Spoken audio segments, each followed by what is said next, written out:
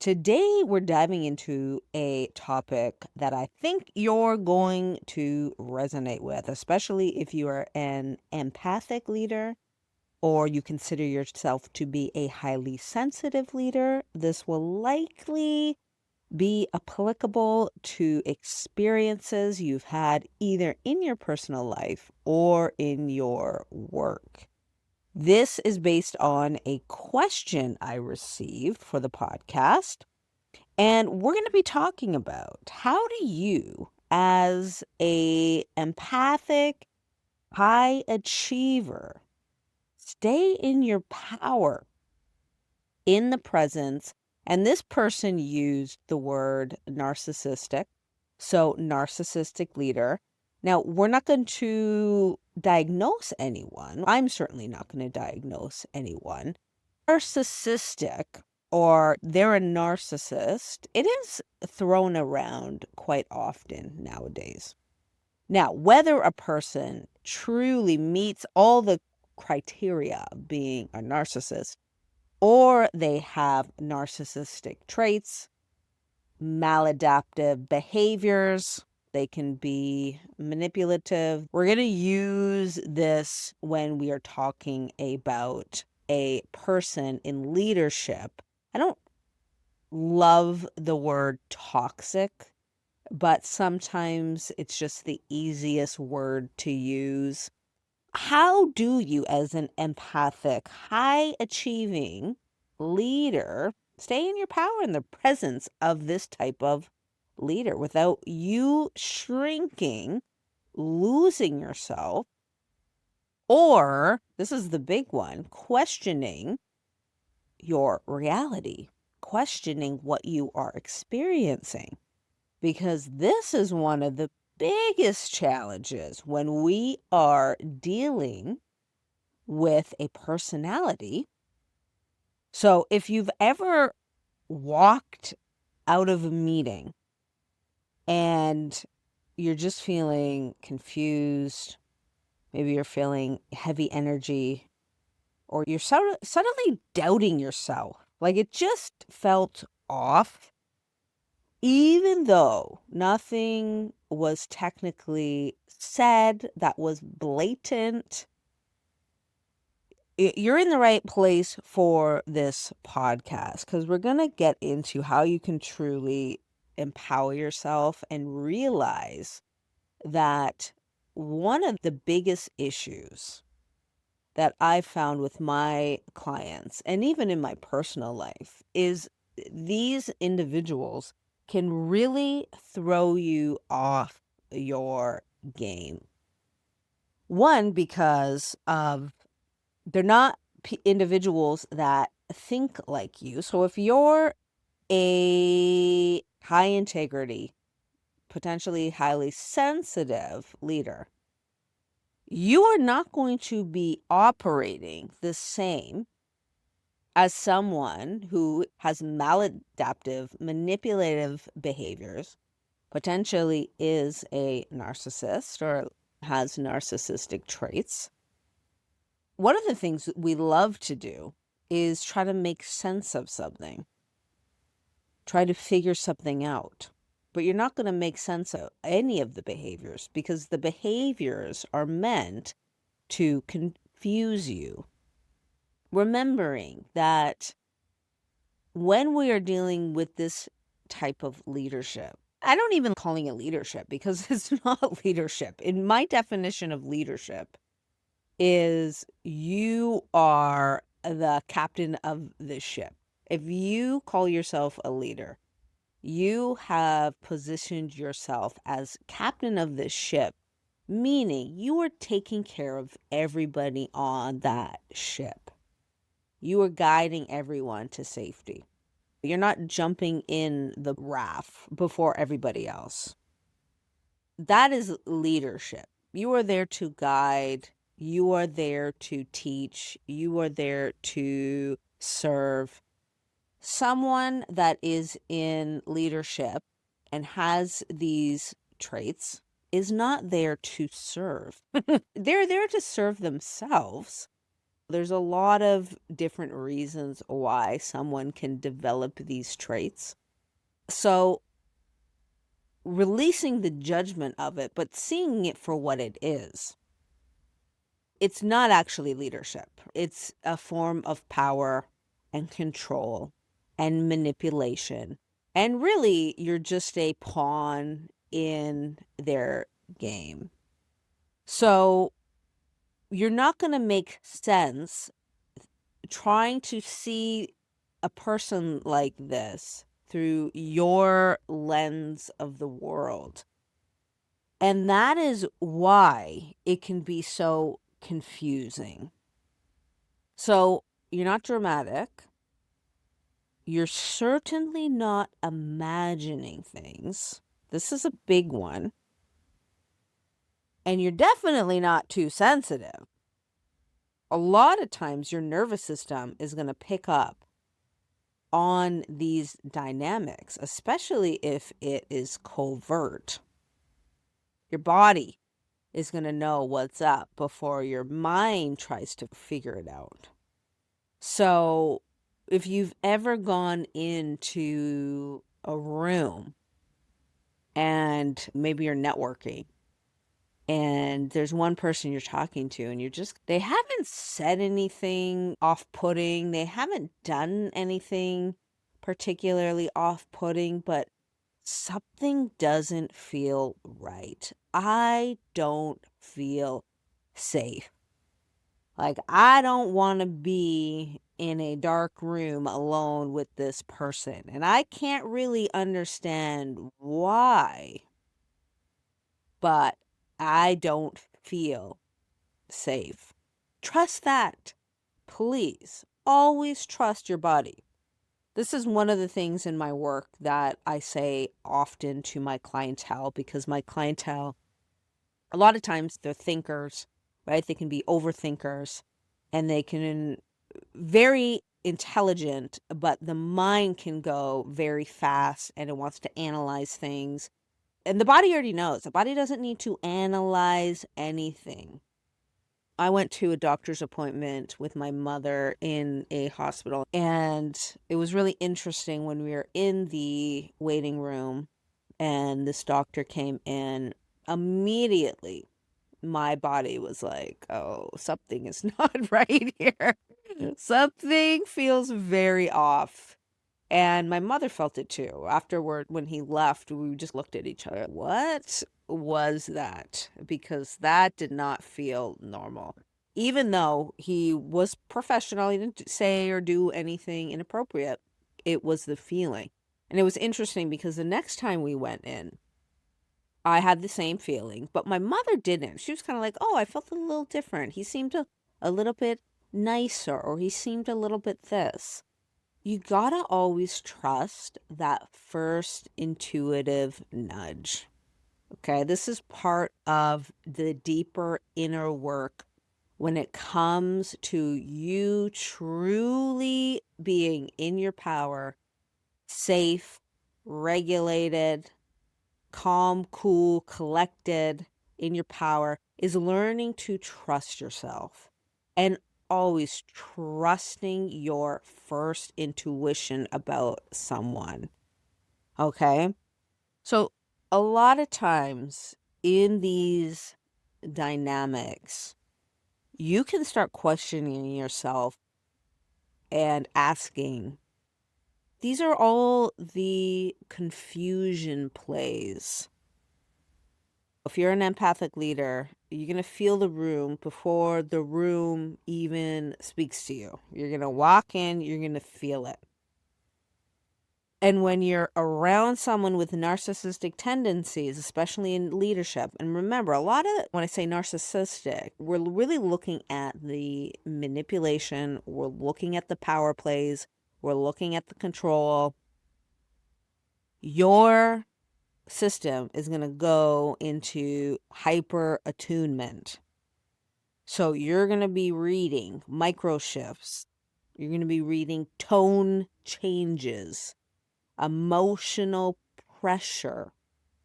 You're going to read the undercurrents that maybe everyone else doesn't see. So maybe everyone else in the office is, oh, our boss, Sally, or our boss, Reggie, is so great. So this or so that. And you're thinking in your mind, I don't know, something feels off here.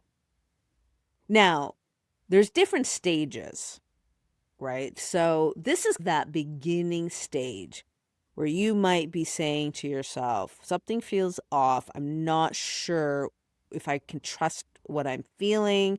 Everything looks okay. Everyone else seems like to be getting along with this person and it feels healthy. Sorry, it doesn't feel healthy. It looks healthy.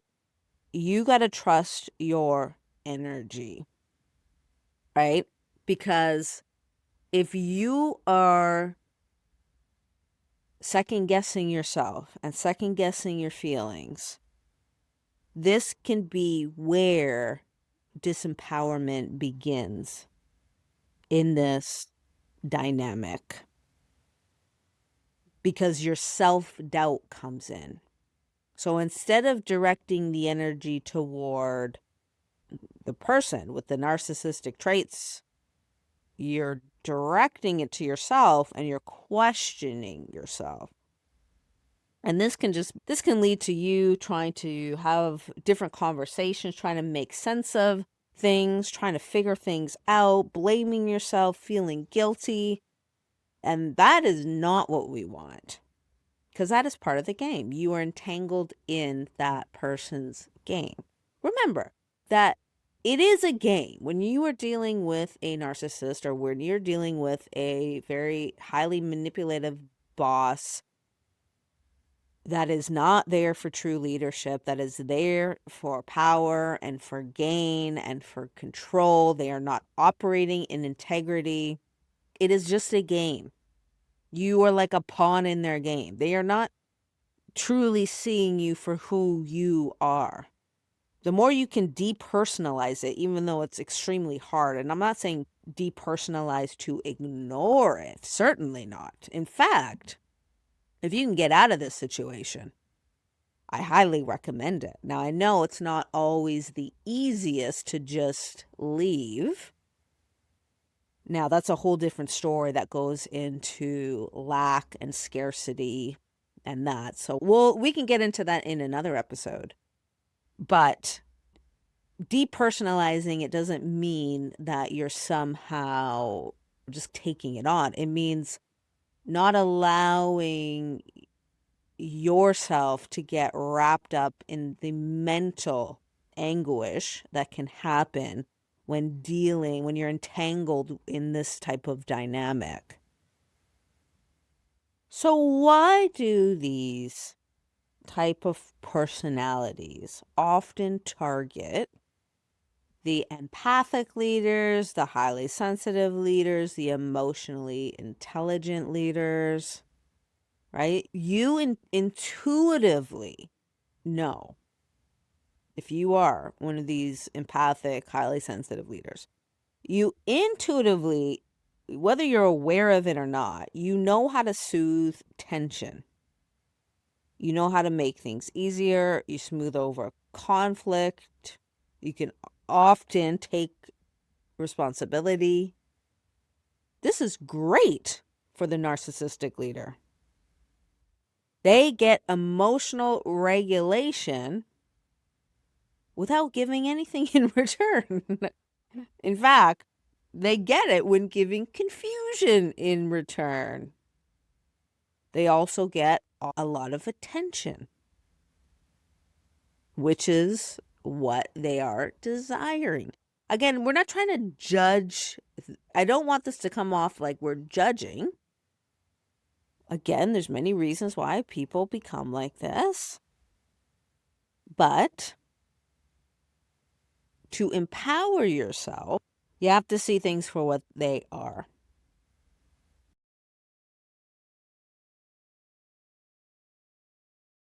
They're often emotionally turned inward, even though they are feeling a lot of emotions or picking up a lot of emotions. They're often inward facing. So a narcissistic leader is not going to waste time on people who are not going to quote unquote bite emotionally, because it doesn't do anything for them. They're not interested in people who are not engaging with them. So if you are trying to understand them and you're trying to analyze them and you're overthinking and you're holding empathy for their behavior, for their manipulative behavior, for their toxic behavior, you're giving them the benefit of the doubt. I have been here. I think every empathic leader at least has one big story about a narcissistic personality in their life, whether it's a parent, whether it's a partner, whether it is a boss, someone in their life where they had to kind of go through that school of hard knocks, which every empath deals with at some point. This is one of the ways we learn boundaries, and we may need to go through it multiple times, but we start giving this personality trait the benefit of the doubt. We start doubting ourselves. Are we really seeing what we're seeing? Maybe they're doing it because of XYZ. My first experience was with a partner, and it's funny because when I was in high school, and this was a partner who I really wasn't interested in at first. And that was my body's way of telling me, no, this person is not good. This person is not for you. And what happened was a whole lot of love bombing, a whole lot of persistence on his end. And finally, I caved in because I was like, oh, this person must really care about me. This person must be really interested in me if they keep trying to ask me out and they're paying attention. And it wasn't until the relationship started to dissolve a few years later that I really started to take those glasses off and start to see it for what it was, and then backtrack to the beginning and realize, oh, this has been problematic from the beginning. I just was making, I don't want to use the word excuses for it, but I wasn't actually seeing it for what it was. And I didn't blame myself or feel like I did anything wrong. It was simply a really powerful lesson to, one, trust myself, two, know that I deserve so much better, and three, really learning to see things with a clearer eye. And that, again, that goes into trusting yourself. So not giving people the benefit of the doubt when their behavior says otherwise. So empaths like to make meaning of behavior, and narcissists like to exploit it. So empaths become the emotional thermostat. So, and this can happen in an entire office, right? The empathic leader is going to turn into the regulator for the entire office. And that is absolutely exhausting. If you are going through that, or you have gone through that, no, first and foremost, you are not meant to carry that load. You're meant to lead. You're not meant to absorb. And a narcissistic leader, so narcissistic boss or narcissistic manager, whatever it is, or someone that has those traits, is going to want to exploit that. That is what they do. Again, it's not personal to you. It is, you're just part of the game. So part of the framework to move beyond this, empower yourself. And I have to say that a lot of times we can get self-critical.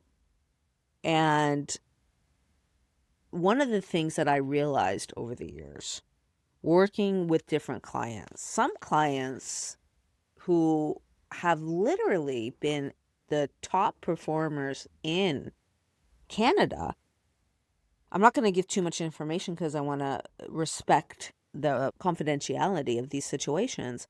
But I've worked with individuals who have been top performers and have found that their confidence has absolutely been crushed working with these type of highly manipulative, dysfunctional, toxic personalities.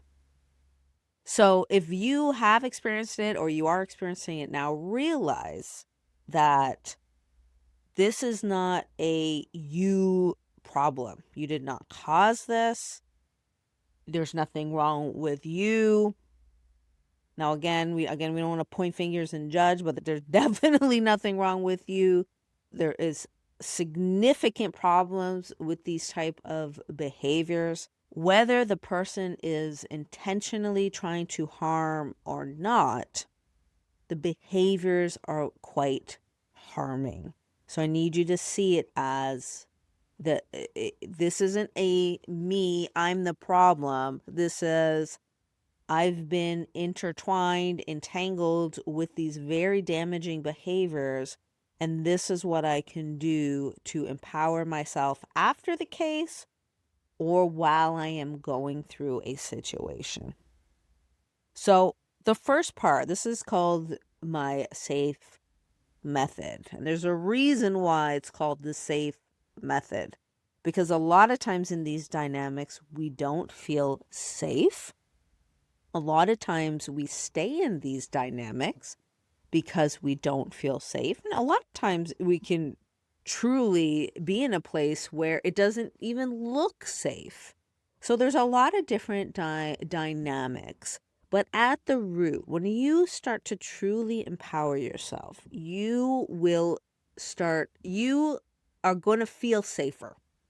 One of the reasons why when we feel disempowered, there's a lot of different elements where we don't feel safe. We either don't feel safe to use our voice, we don't feel safe to leave the situation, we certainly don't feel safe in the situation.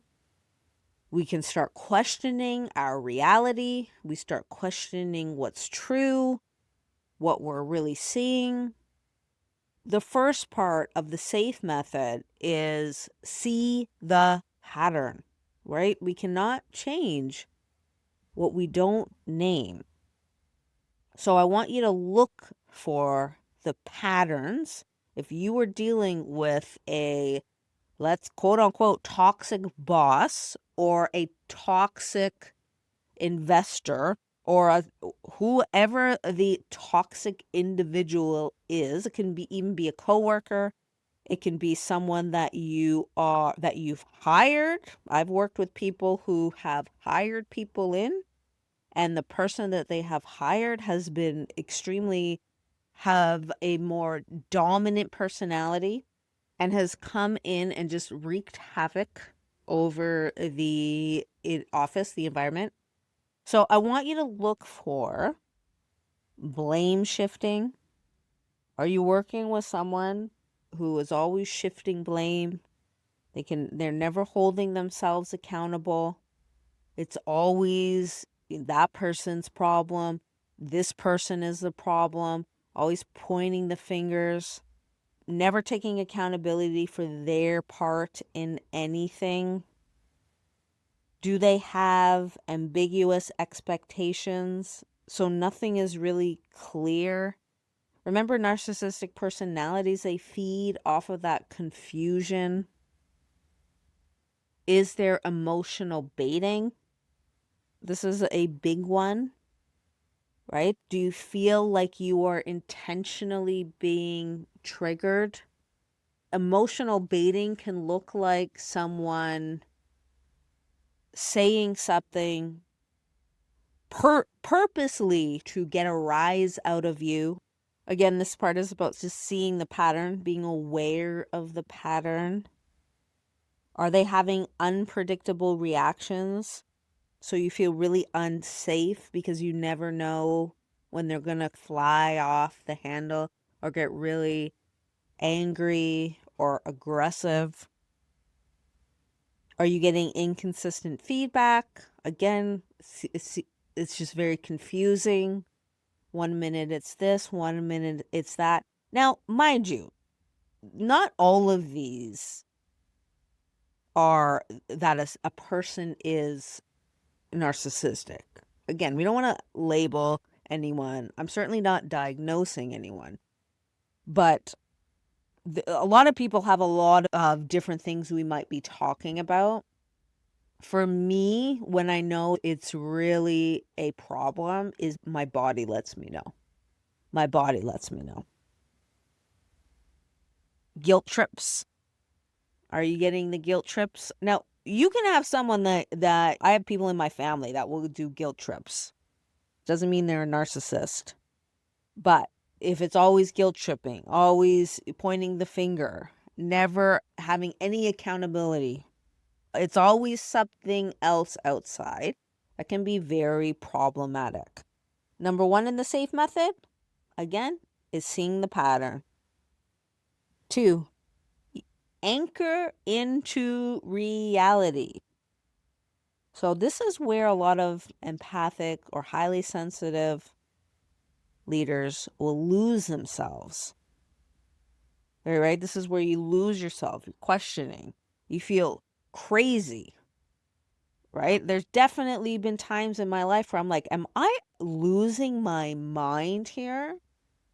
This just feels so weird. Am I in the twilight zone? No, you're not. So anchoring means really getting clear. What actually happened? What did they say? What is mine in this? What is theirs? What am I assuming based on fear and not fact? So anchoring is a way to pull you out of quote unquote the storm and bring you back into your center. Right? So first we're going to see the pattern, we're going to name it, we're going to look, we're going to have that awareness.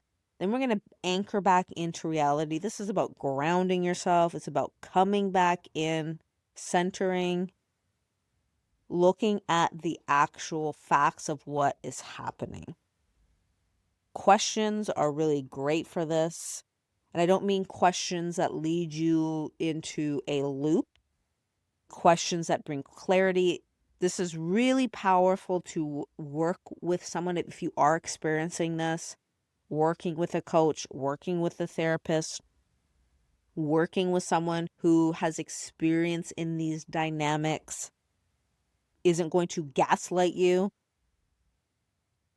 So, narcissistic dynamics are not won by arguing with them. And you don't even want to win anything. You don't want to get into a power struggle. It's not a power dynamic. It's about you being in your power. And you win by staying anchored in your truth of the situation, the truth of your power, the truth of your clarity, the truth of your regulation. That brings us to number 3, the F in our SAFE method, fortifying your boundaries. So this doesn't mean that you have to put up huge walls. You have to be super cold. Boundaries can sound like I'm available at this time. I'm going to need this in writing. This is very important. If you are dealing with a person and you are very aware, you're not kind of wondering, this feels weird. You're beyond that stage of, no, I'm seeing this person clearly for their dynamics. I understand what's going on. Start getting things in writing. It's really important that you, especially if this is a superior that you are working under and they're giving you a lot of stuff, right? They're calling you, they're throwing a lot of things at you. Make sure you start getting things in writing. Very important. Another boundary, let's stick to the original plan. You may find that when you're dealing with this type of personality, it's like this new adventure every day. Every day they're going in one direction, another direction. And again, there's lots of people that are like that do not have the toxicity with it. But again, this is about looking at the groups of behavior, the manipulation, the lack of accountability, defensiveness. You can also use a boundary. I'll get back to you once I've reviewed this. So boundaries change the entire power dynamic. And you may find that once you start setting boundaries and upholding them, most important, you find that narcissistic personality gets bored of you, doesn't really want to engage as much because you're not giving them what they want. So the last one is you want to exit the emotional loop. This is the huge part about you taking your power back, truly feeling safe in this dynamic as much as you can while it's there. It's great if you can exit the dynamic, if that is an option. But you stop explaining, you stop over clarifying, you certainly stop defending. You let go of trying to be understood, and you stop absorbing their emotional volatility. I was working with a client who was a very high performing leader in a major organization. She was very smart, intuitive, kind. Her team got along with her very well. They trusted her. But she had a VP who the emotional manipulation was quite high. So the VP would praise her one day and then tear her apart the next. He would give vague feedback. He would disappear. He would come back angry. She never knew exactly which version she'd get. And she started to doubt herself. She started to question, maybe I'm not as good as I thought I was. Maybe I'm missing something. Maybe I just need to work harder and prove that I am good enough.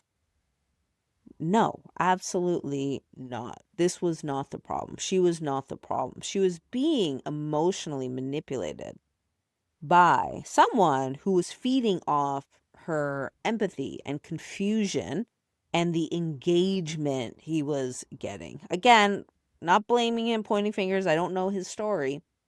But I do know that the behaviors were causing her extreme. She wasn't sleeping well. Her health was affected. Her workouts were affected. Her relationships were affected. It can get to the point where it's a person who's empathic or highly sensitive. Your entire system can have a reaction to this. So when we went through the pattern, the SAFE method, which again is seeing the pattern, anchoring into reality, setting boundaries and upholding them, and stopping to feed the emotional loop, within a few weeks, she started to feel grounded again. She started to come back to herself, right? The confusion started to go away. She started to see things for what it was. And within a few months, she actually moved departments and everything started to improve when she was out of that vicinity. However, this is what happens if you can't get out of a vicinity. You can still take your power back and feel relief by going through this process. And this is just the beginning. There's a lot more things that you can do. I don't think we realize how much these dynamics can affect a person. And a lot of times people think that empathic or highly sensitive leaders are somehow fragile or weak or whatever it is. And that is so far from the truth. And that's one of the biggest things that we have to start moving away from, because it can cause a lot of shame and it can cause you to not use your voice and stand up for yourself and advocate for yourself. Because one, you see yourself as a powerful leader. You've accomplished so much. Why do you suddenly feel like you've been put in the spin cycle and flown out the backside and landed on your tush, and you're just like, what is happening? What has just gone on? And that is the power of these dynamics. This is the power of what these can do on a system that is so receptive to energy and emotion and people. So here's what I want you to remember. Your sensitivity, your intuition, your emotional intelligence, these are not flaws.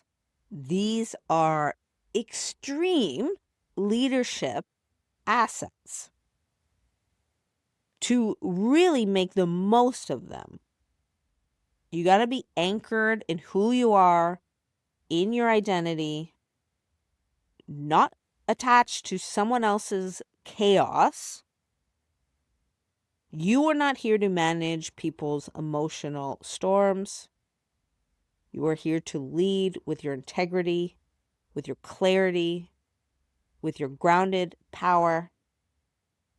If you feel off around someone, trust that. Your body is smarter than your analytical mind. And you certainly don't need to become harder. A lot of times empaths will go through this journey. This is one thing that I've noticed when it comes to communication, when I'm working with someone on communication and they come to me. There's often a point where, one, they felt like they didn't have a voice. They felt like they got shut down at some point. Then they flip over to the next side and they can sometimes go into really aggressive. So they feel like they either shut down completely or they get really aggressive. You don't need to shut down. You don't need to become harder. Even though it's a very common pattern. If you're in one of those, that's okay. This is part of our learning. This is part of our growth. I've been in both. I've gone and I flip back and forth. But when you truly come back to yourself, it's about becoming clearer, feeling safe in your body, trusting yourself, and knowing that you have absolute control over these dynamics, even if you do feel like sometimes they've been out of control or you've lost control. You can bring it back to you. Really see it as part of your soul growth, your learning journey. So if this resonated with you and you have specific questions or you have a story to share that you want to share, please don't hesitate. You can go to the podcast show notes. You can send me a text message, or you can always send it to our email at info@lisajeffs.com. If you want to speak to me about one-on-one coaching and get some private coaching, if you've gone through something like this and your confidence feels shaky, wobbly, or completely shattered, which can happen, and there's nothing to be ashamed of if that is the case, you can head on over to my website and book a test drive consult. Leader, I love you. I appreciate you. If you're highly sensitive or you're empathic, which you probably are if you're still listening this far, know that you feeling safe in your body and in the world is a priority. Don't feel guilty for doing what you need to do to feel grounded, safe, prioritized, whatever that means, whether it is putting money, time, effort towards your body, your health, your mind, your mental health, your hobbies, relationships, whatever it is. So often we get into these toxic dynamics because our cup isn't full.